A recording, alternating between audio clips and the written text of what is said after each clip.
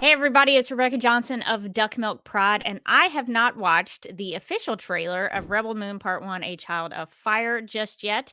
I've seen the official teaser. This is now the official trailer, which I'm excited to watch because the first teaser that we got was basically a trailer. Like it was a full, it seemed like a full trailer, but apparently that was just the teaser. This is now the official trailer for it. So I'm excited to dig in, see what it is, see if we get more story and see if we get to learn more about the characters. So I'm excited to check it out. When I found you in the wreckage of that ship, I considered leaving you. I was afraid you could bring trouble Oh, to that's us. who's talking. Okay.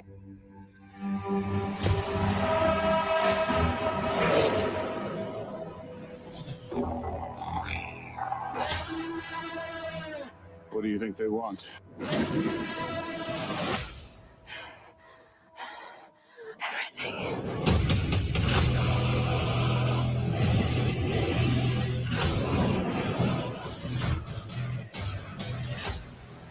We're just farmers. We're not a threat. They won't just kill us, will they? Oh my goodness. You're delusional. You think those soldiers will show them mercy? It's brutal. Stop.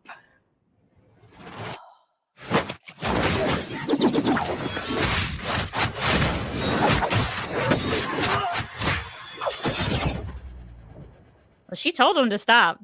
We're gonna have to fight. Yeah. Ooh. I am a child of war. I find warriors to fight with us. We might stand a chance. I like that she's the We're searching leader. for soldiers for a fight against the mother world. I could help you. For a small fee, obviously. You may want to hold on. I'm here to make you Cool. an offer. To give you a chance at redemption. We are beyond redemption. What about revenge? I like that cut there. That This musical isn't just cue. Pursuit of revolution. Oh, I like this use of music. I have found her. The most wanted fugitive in the known universe.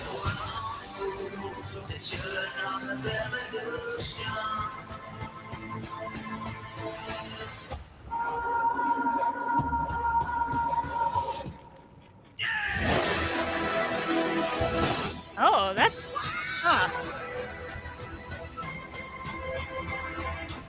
It's a new age for the universe. Oh wow. Oh, that's a good shot to end on. Really, really beautiful stuff.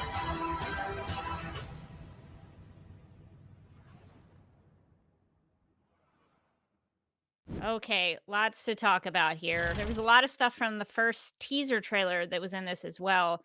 But I think what this one did more so was really setting up the lead character, who I believe her name is Cora. Is that right? Just want to make sure. Yeah, Cora. It's close to Kara, aka Kara Zor-El, Supergirl, who I talk about a lot on Supergirl Radio. So it's sort of tripping me out that her name is Cora, and I usually talk about Kara. So I wanted to make sure I had that right. Her name is not Kara; it is Cora. Although I would like to think basically that she is the Supergirl of the Rebel Moon universe. But it seems to this trailer is focusing more on kind of introducing her in a way, and I think that's a really strong way to go about it because she is seemingly the leader of this rebellion, and she is gathering up people like Seven Samurai, which I know is a big influence on Zack Snyder. So she is going to go around and find these fighters, these rebels, to take on the big bads, who I think this trailer also did a good job of showing the need for a rebellion, because this one was pretty brutal. There's some attacking of some farmers, some civilians, some people who don't seem like they're a big threat, but they have been seemingly, from what I can tell about this trailer, what it showed is that they are being harassed by these bad guys, by this sort of evil empire. There's a lot more of the Star Wars influence in this trailer that I can see. But I think that's a good way to go about it, is to show why there is a need for the good guys to rise up and defeat the bad guys. I mean, this is a story of good versus evil. It's a story of people kind of taking back um uh the freedom that they've that has been taken from them. And so I think that that is what this trailer is kind of showing. So I'm going to go back through this a little bit, just because it went so fast. I wanted to kind of go through some things and sort of stop down on some of the shots. But I really like the use of music here. Zack Snyder trailers never miss. They just never do. He does a great job with crafting a trailer that will leave an impact, that will even tell a story in just a few minutes. So I think he's really good at that. I've never disliked a Zack Snyder trailer. So this one is no different. He used Children of the Revolution, which also, if I remember correctly, was on the Moulin Rouge soundtrack. Because when I first heard it, I started to think about Moulin Rouge, which was a great film. And also another great example of why you should give films second chances. With the exception of Artificial Intelligence, directed by Steven Spielberg, which was originally crafted as a Stanley Kubrick film. That's a terrible film. I'm never going to give that another shot. I'm never going to give Thor 2 the Dark World another shot. There are some exceptions to the rule.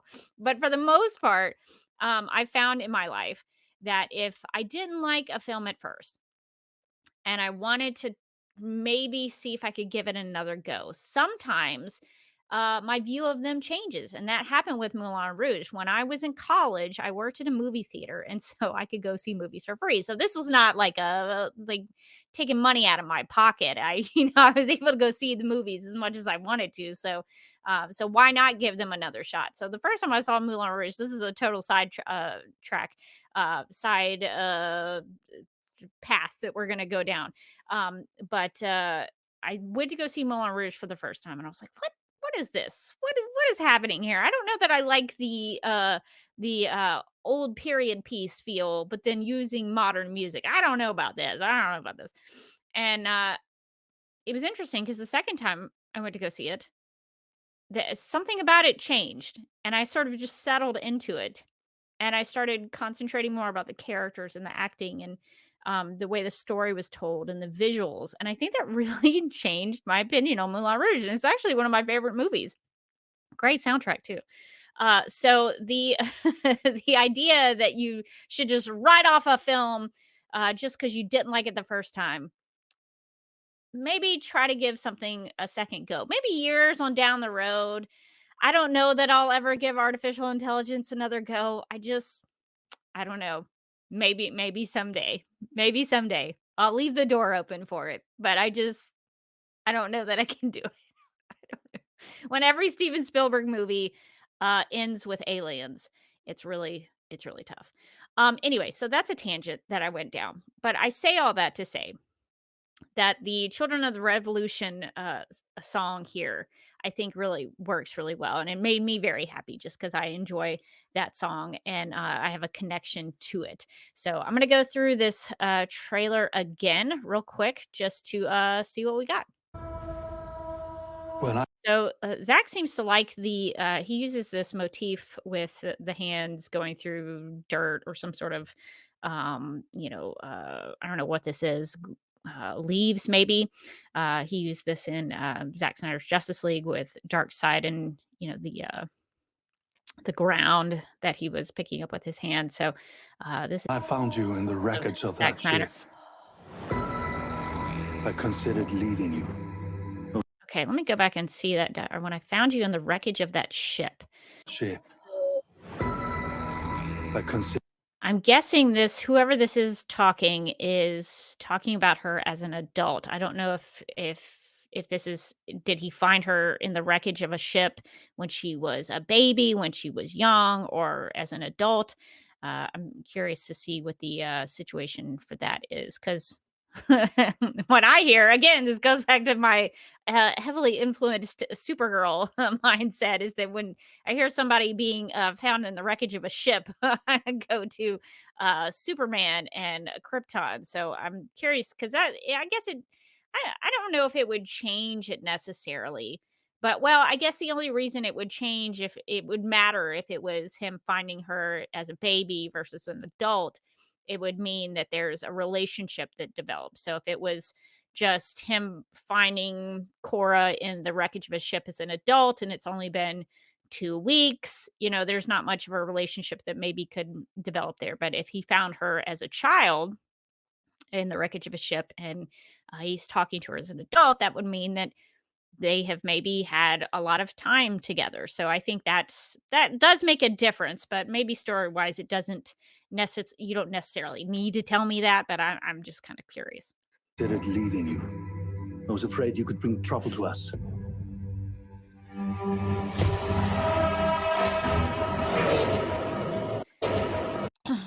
This is also This is also a shot that Zack Snyder obviously has used before. There's a lot of it in Batman v Superman, where Batman is looking up at Superman in the sky in the heavens. A lot of people actually in BBS are seeing Superman in the sky, showing kind of from their perspective, from the human perspective of seeing Superman in the sky, looking down on them as if he were God or some sort of, angel from the sky. This here is more so this sort of seems with Rebel Moon like this is, seeing some sort of imposing threat, some sort of scary arrival. So I like that Zach is using something that a shot that he's used before, but in a different context, it seems like.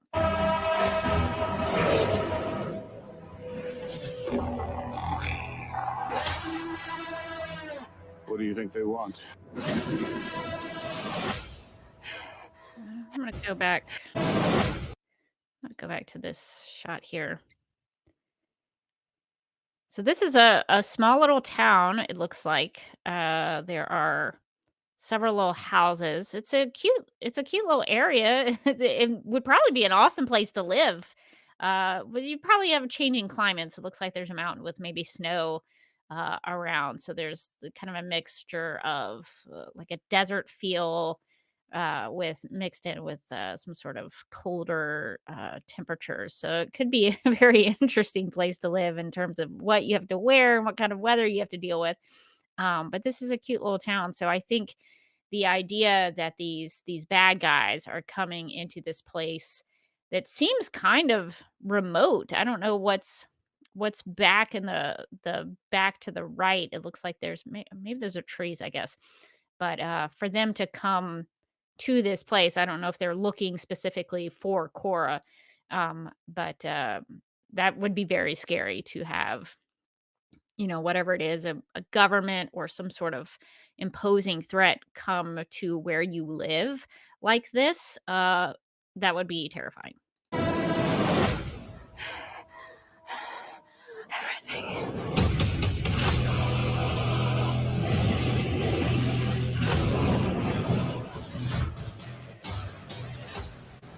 We're just farmers. We're not a threat. And We're just farmers. We're not a threat. let's go back here. I can't get it. So let's see. So obviously, this is the bad guy. And what I find disturbing about this image, and I hope that the story helps us understand this more in depth, because I think the guys, the two characters in red behind um, this nasty, nasty guy who is obviously going to do something terrible. Um, what I find disturbing about it is that they are using it seems like religious leaders, religious imagery to back them up, as it were, and maybe used as a justification for what they're doing. I don't know. I'm just guessing based on the images and the placement of these people behind him. Um, the use of the cross with the two, it's hard to explain. There's like a vertical line and then two horizontal lines. So a cross would be a vertical line with a horizontal line, but there's two of them. So it's an inversion or a perversion of a Christian cross there. And so I think it's showing that there's something that has been tainted or perverted or changed in an evil way about this religion that they follow, and they have these kind of skull looking faces. I know that Zack Snyder really focuses on imagery and iconography and symbolism, so I'm sure that if we had a really good image of these characters, we could really dive deeper into what all of it means. But my eye goes towards the necklace that looks like a cross that's been um, uh, converted into something else, and that to me is very scary to have people use a faith in that way, especially the Christian faith in that way. But I think that's intentional by the storytelling here and by Zack Snyder to show that this is not this something about this is not right. And so I think that to me that adds another layer to the disturbing nature of what's going on here. We're just farmers. We're not a threat. They won't just kill us, will they? You're delusional. You think the soldiers will show them mercy? Stop. Okay, so that's interesting. There's two instances here. Figure this out. Show them mercy. So someone says stop here. And then Cora says stop. I don't know if it's the same. I don't know if she's saying stop twice or if it's two different people here. Stop. But she obviously she's giving them a warning. Like, if you don't stop, I will attack you. So she gives them fair warning, stop, and we're gonna be cool. But because they don't, then she goes into action. And what I like about this sequence of events is that she's not just, this woman who's just like manhandling all these dudes, even though she is, but she's using weapons to do it that would um and going after, going after their legs, things like that. Like ways in which I think makes sense. Um 'Cause as far as I know, she doesn't have any special abilities or superpowers or anything like that. So for her to utilize these weapons in such a way that would give her an advantage that makes sense, I think is a good way to go about it.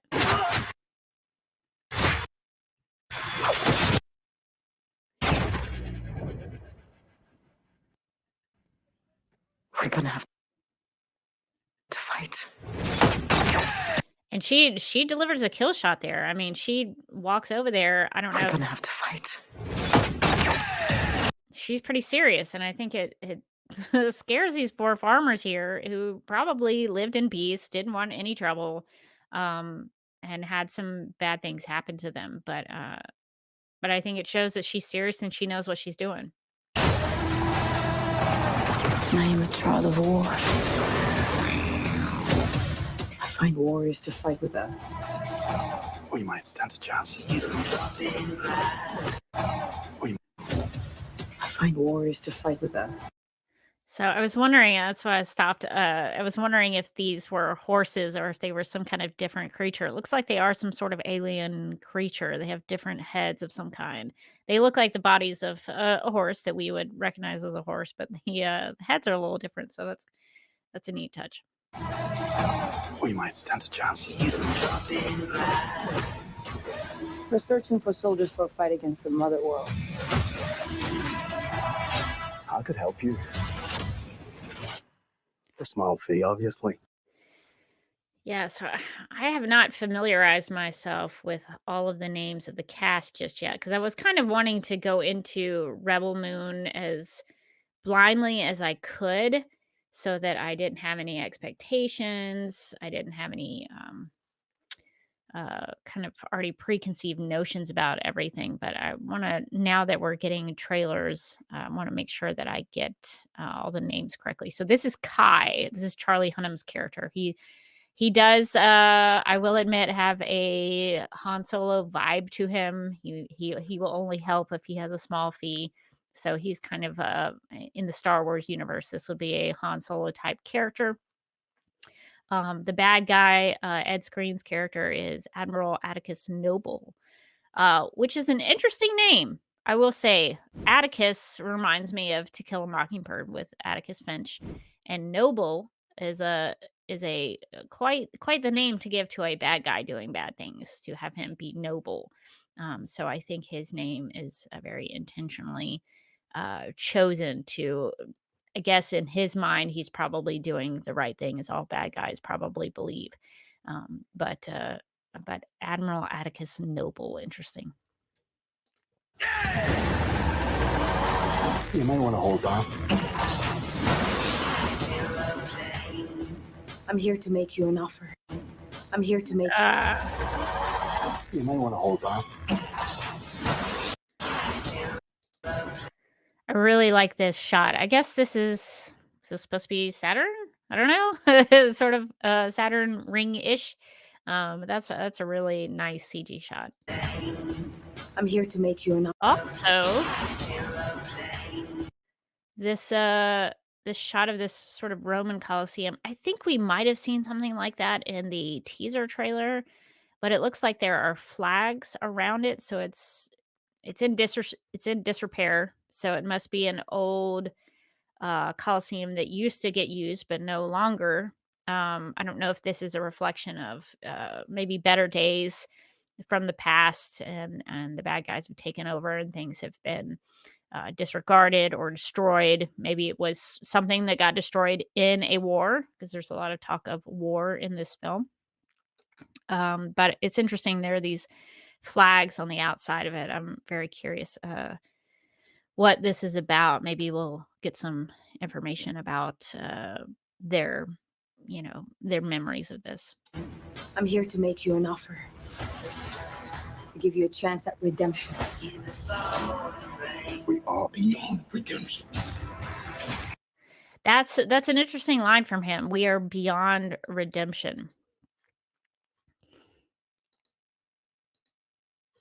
So for him to say we are beyond redemption, I'm curious what he's talking about. That I think this character, let's see, what is his character's name? General Titus. So I think General Titus was at one point with, I'm just going to call them the bad guys because it helps me simplify the story a little bit.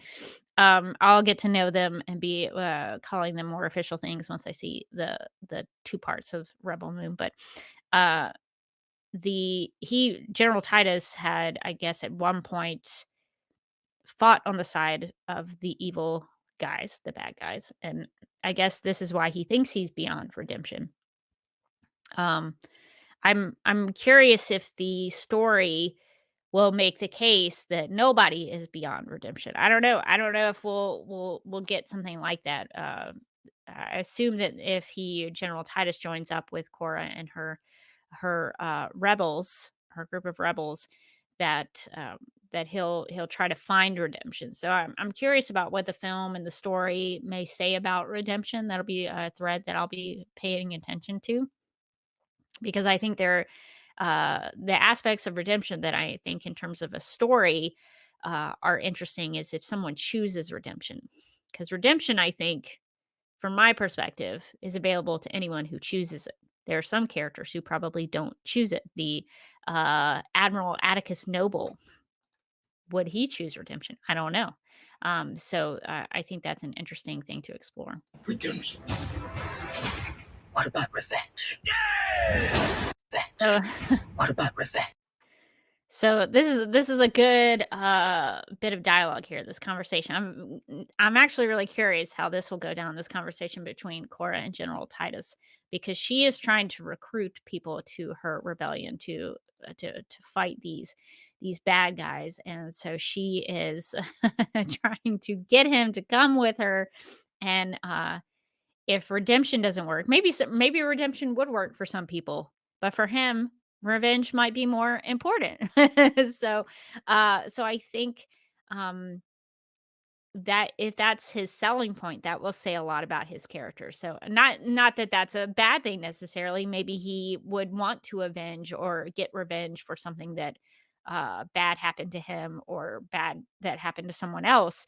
And so that could be a good driving force for his character. So it's not necessarily a bad thing with revenge.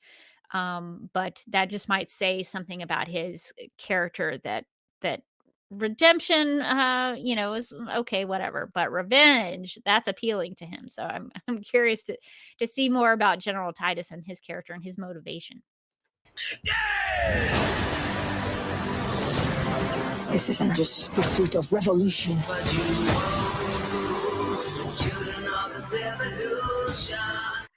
So I mentioned the Children of the Revolution song. But here revolution is mentioned specifically, I think, by Cora, who is saying it.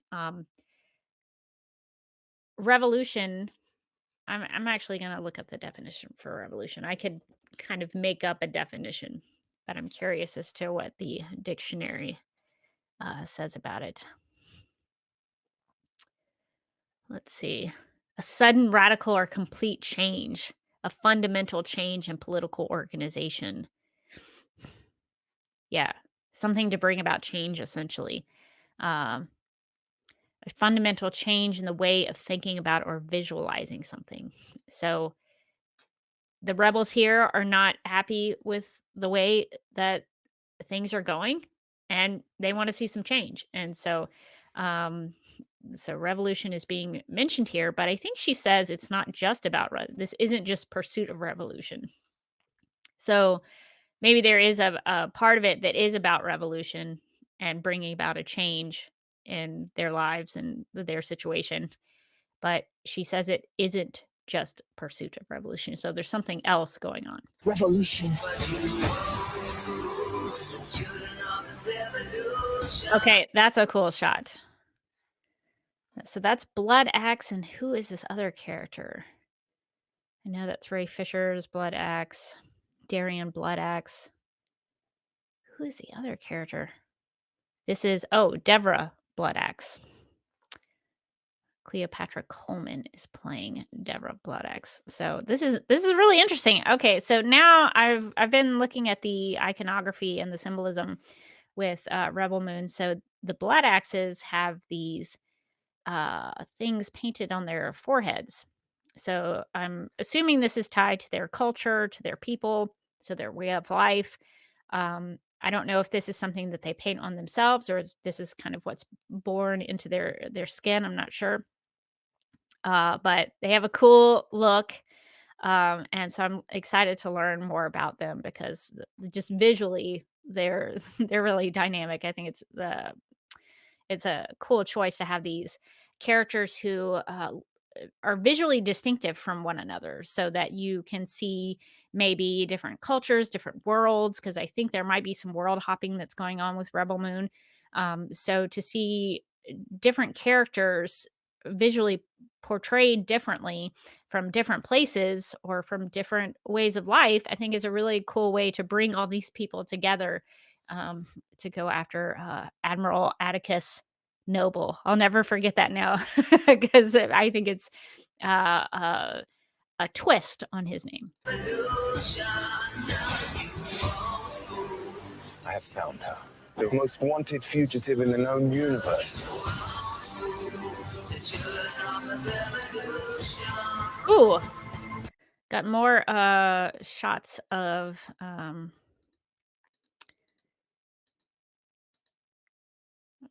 was trying to see if I could slim. Got more shots of, why am I blanking on his name? He was in Supergirl seasons 5 and 6. Stas Nair, yes, Tarek on this creature here. So that's really cool. I'm looking forward to seeing more of that. And this is Jimmy here with these flowers around his head. This is a nice shot. We got to hear a lot of Jimmy talking in that teaser trailer, so I'm excited to learn more about his story. Oh, his the lights changed here.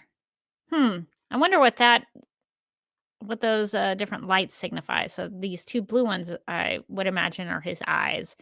And as this character is touching his face, the lights light up. So I wonder if that's like a blush. He's blushing or something.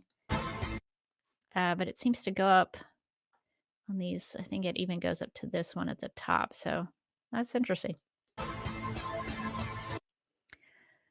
So this is cool. Ray Fisher, Blood Axe here. Darian Blood Axe. A lot of good weathering on his armor there. It's a good money shot here. So this is a great shot in terms of perspective because he is this little bitty character. He's seen as a very small character up against this big ship. I don't know. I assume this is a bad guy ship that he's going after, but it's a good way to show the difference between the big threat and how they are so small going up against them. It really sets up some stakes here. Also, it's just an awesome shot. And I think the dialogue here is also interesting. Oh, there was no. I thought there was a.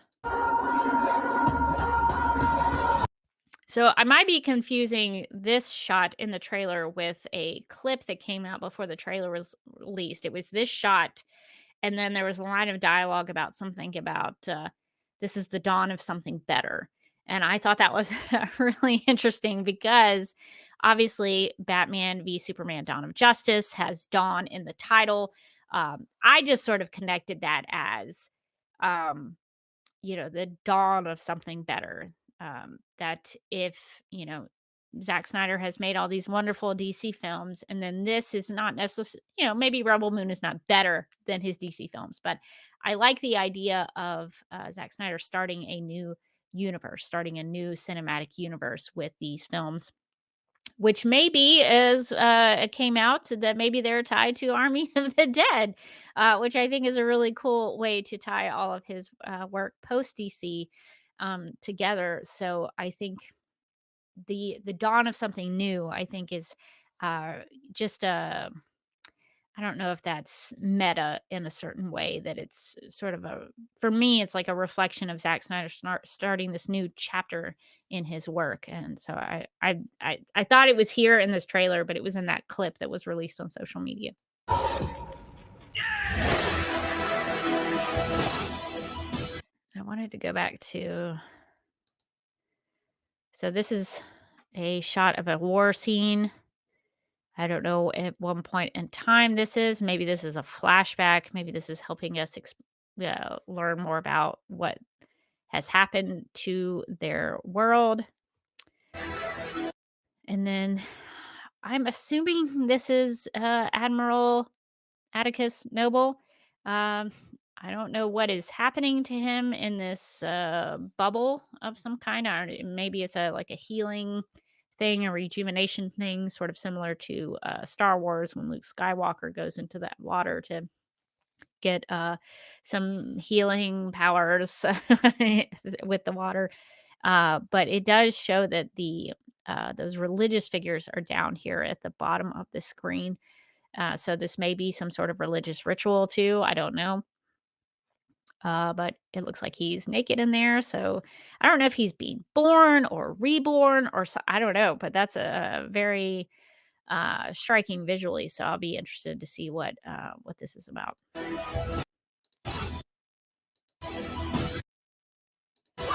Or war footage. There's more of that creature who seems to have quite the personality. So that was General Titus in battle. It's a new age for the universe. Ooh, I like ending here with this these shots of Jimmy. Jimmy is such an interesting looking character. He's I think he's a robot, but I don't I don't know too much about Jimmy as of yet. But he's got symbols on the top of his head, a lot of almost tattoo like symbols, target looking circles. um it's hard to tell what all of these things are, but it goes on top and sort of on the back of his head and even around the eyes a little bit. There's some symbolism or iconography here. So even with Jimmy, he's telling a story through his body or his robot body or whatever you want to call it. There's even a story going on there. Age for the universe. Yeah, that's a really, really cool shot where he lifts up his head. You can see it a little more. The light opens up and seeing these antlers. I'm curious to know more about Jimmy and where he comes from because it's such an unusual character design that he's this robot who has all these different lights around his face and then all this iconography on the top of his head plus antlers, it looks like. What is he all about? I'm very curious. Universe. This is such a cool shot to end on because what is he looking at? What is he doing? I love that he's almost silhouetted against this cloudy sky. So I'm so curious about Jimmy. He's probably aside from Cora, probably he's probably the most interesting character for me at this moment because he seems to know a lot about the past. Um, uh, talks about in the teaser trailer about a world, having memories of a world he's never seen. So I don't know what that's about, but he has some sort of memories about something that I think he has some knowledge to share with them. So I'm assuming that Cora will find him and he will join their group. I don't know. I don't know if she knows about him and she goes looking for him or if he comes to find her. Um, but he is such an interesting character and he seems to know a lot of things. And even his arms look like they're sort of attached. It looks like his forearm is attached to his is that like a bicep? I don't know what the is that the elbow. Um, so it's just a reminder that he is not human, as far as I know. I don't know. Maybe there's a human mind in there somewhere. Um, but that's really visually it's a good reminder that he is different from us at least and maybe different from some of these other characters but he seems to be someone connected to nature. He's got the antler horns. It looks like he might have fur on a like a coat that he's wearing. He's got maybe a walking stick of some kind. So I like that Jimmy is this representation of the earth, of nature, of the natural world around us, combined with this technological aspect to him. He is a machine. What a dichotomy there to mix those two things together and make them into one character. So I think that's pretty neat. And there's a little, For the maybe like a universe. thunder strike, little thunder lightning there.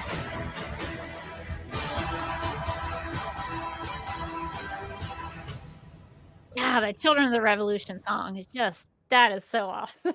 It's such a good song. I will be on a Christmas cruise, I think, when this comes out on Netflix. See if I can watch it before I hop onto a ship. But I may not be able to do any kind of review or discussion about it until uh, close to the end of December or even January. So it'll be a little while until I get a chance to talk about it. But I have plans to maybe team up with my friend Andy to talk about the comics when those come out. So there'll be a lot of Rebel Moon content that is coming your way from this here channel. So if you're interested in that, please give me a like and subscribe. I'm very excited about this new universe that Zack Snyder is creating.